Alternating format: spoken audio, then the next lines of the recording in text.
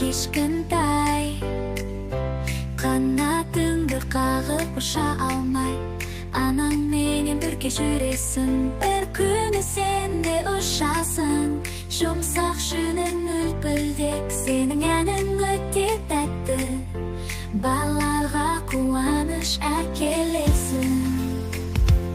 Әр күнүңдө сен бактыктысың.